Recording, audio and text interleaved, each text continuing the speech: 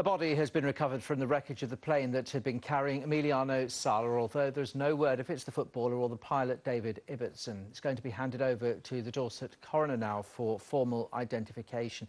Air accident investigators have confirmed the operation has now come to a close, meaning the aircraft will not be brought to the surface. Well, the latest developments come just hours after news broke that the player's former club Nantes has started legal action against Cardiff City, demanding the first instalment of a £15 million transfer fee. Our correspondent Enda Brady reports. The plane carrying Emiliano Sala and pilot Dave Ibbotson was only discovered off Guernsey on Sunday, but already his former club have brought in lawyers to ensure they get the first chunk of the transfer fee they were promised. Nantes had sold the striker to Cardiff City for £15 million to be paid in instalments over 3 years.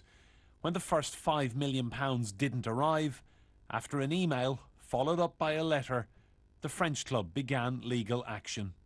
It is a very difficult situation to balance the sensitivities and the emotions of the family with the business of football, or any business which is entered into between two willing parties entering into a contract and basically enforcing the terms that they've agreed between them.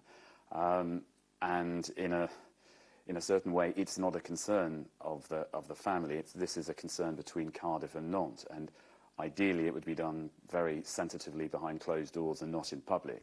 Salah had signed for Cardiff City 2 days before the ill-fated flight and had gone back to France to say goodbye to his former teammates.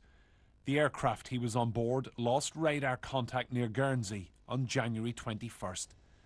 It's understood Cardiff City want to establish all the facts surrounding this tragedy and will honour the contract, but believe there are questions that need to be answered, particularly about the ownership of the Piper Malibu aircraft. News of lawyers getting involved so early was met with disbelief by some City fans. I think the timing's all wrong. They're being ill-advised. Really, what should happen is that the investigations should be complete. The family should have closure, and that could take another couple of months yet, and then you start looking at these things. But to do it only 2-3 weeks after the accidents occurred. The Air Accident Investigation Branch is continuing its search for answers, but there is now the potential for that work to be overshadowed by a high-profile and very public legal battle between these two football clubs. Enda Brady, Sky News. Well, next